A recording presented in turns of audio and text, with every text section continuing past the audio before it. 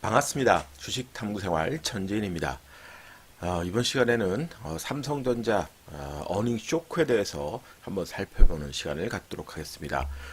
시장에서는 어느 정도 예상이 됐던 내용이지만 생각보다도 더 충격이 있는 것 같습니다. 어쨌든 이렇게 삼성전자 실적이 좋지 않으면 결국 우리 증시에 계속해서 주도주가 상실된 쪽이니까 여러분들이 경계심을 계속 가져야 된다는 걸 의미합니다. 자, 삼성전자 잠정 실적을 좀 보죠. 매출액이 59조, 영업이익이 약 10조 8천억 정도 나왔습니다. 이 자료는 이제 메리츠 종금증권의 리서치 자료인데요. 메리츠뿐만이 아니라 뭐 대부분의 증권사들이 다 이번 실적이 나쁠 거다라고 예상 실적을 냈었었는데 보통 지금 매출액이 보통 66조 언저리였습니다. 그러니까 65조, 6조, 7조 요 정도였고요. 영업이익이 적게는 12조부터 조금 긍정적인 건 14조 이렇게 나왔었는데 그것보다도 다 떨어져 있는 거죠. 수치가 지금. YOY 하게 되면은 작년 대비해서 약 11% 정도가 감소됐고요. 영업이익은 29% 정도가 감소됐습니다. 분기는 10% 정도 매출액이 줄어들었고 영업이익은 무려 39%나 감소했습니다. 매출액의 감소폭이 적은데도 불구하고 영업이익의 감소폭이 굉장히 크다라는 거. 물론 일회성 비용이 있습니다. 연말 보너스 같은 일회성 비용이 있더라도 그거를 치우더라도 일단은 이익이 너무 많이 급감되어 있다는 거. 특히 반도체 분야의 이익이 굉장히 좀 둔화되고 있습니다. 23%, 38% 상당히 좀 좋지 않고요.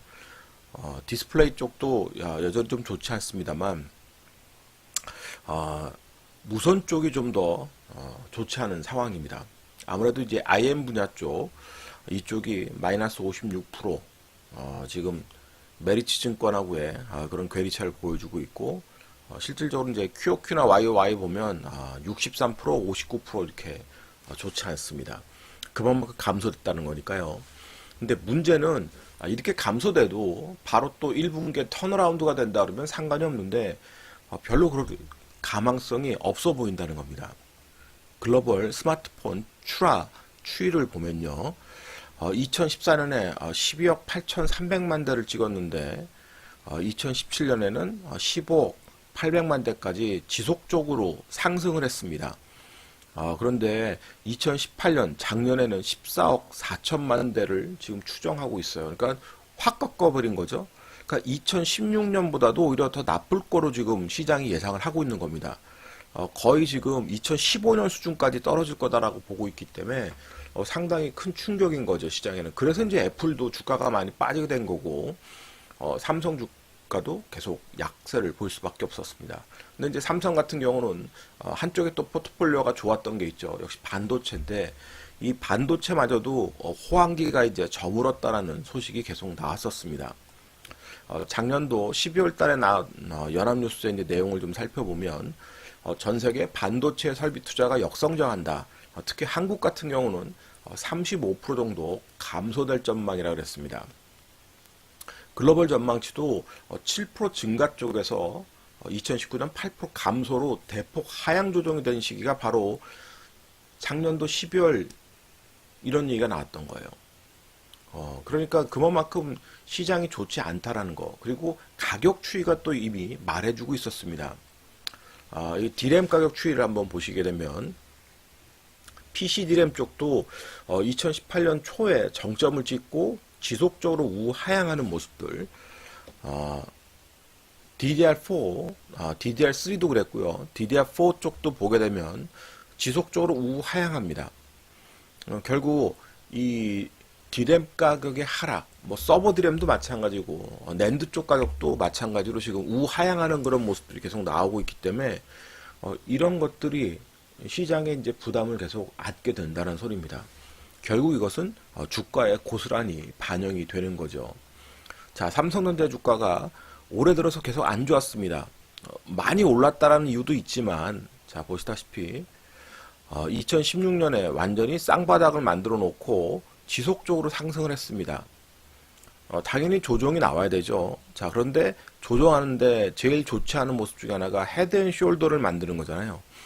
헤드앤숄더를 만들어내고 이 어깨의 고점과 저점을 이탈하는 그런 모습이 나왔다는 소리입니다. 그러면 이 헤드앤숄더의 저점 부분 45,000원 부분은 강력한 저항의 기술적 자리가 됩니다. 그리고 이제 흘러내린 거예요. 이렇게 되면 삼성전자는 실적이 다시 돌아서는 그 과정이 나오지 않으면 반등해봐야 다 기술적 반등밖에 안 된다는 소리입니다. 잠깐 쇼커버들 들어오면서 기술적 반등이 시연되다가 다시 또 기술적 고점대 올라오면 공매도 물량이 또 쌓이겠죠. 그러면서 계속 물량을 받아야 되는 그런 입장이 될 겁니다.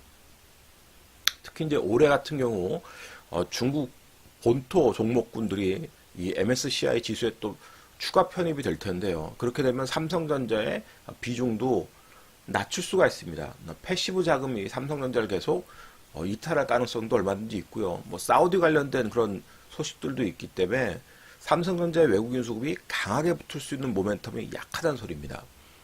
그러면 결국 스마트폰 쪽에서의 어떤 모멘텀을 받기보다는 반도체가 다시 또 재고 조정을 거치고 나서 턴어라운드하는 모습, 그런 시기가 필요하다는 소리죠. 그 전까지는 삼성전자는 움직여봐야 기술적 수준밖에 안 된다. 아주 강력한 새로운 모멘텀이 나와야 된다는 소리고요.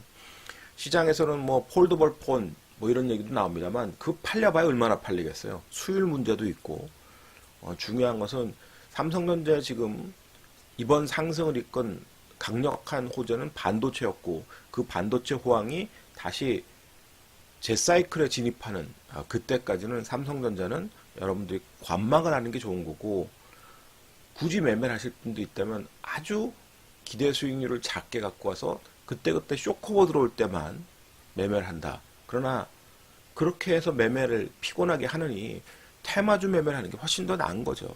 다른 쪽에서 뭔가 여러분들이 수익을 얻을 기회를 찾는 게 훨씬 더 현명한 방법이라고 생각합니다. 안타깝지만 기존의 주도주였던 삼성전자가 이렇게 지속적으로 좋지 않은 소식을 보내주고 있기 때문에 우리 증시에 대한 모멘텀은 그만큼 취약하다는 걸 꼭 기억하시고 여러분들이 대비하셨으면 좋겠습니다. 오늘자 한 줄 요약, 삼성전자 매매하지 마라. 이 영상이 도움이 되셨다면 좋아요, 구독하기 부탁드리고요. 저는 다음 시간에 또 뵙도록 하겠습니다. 고맙습니다. 전지인이었습니다.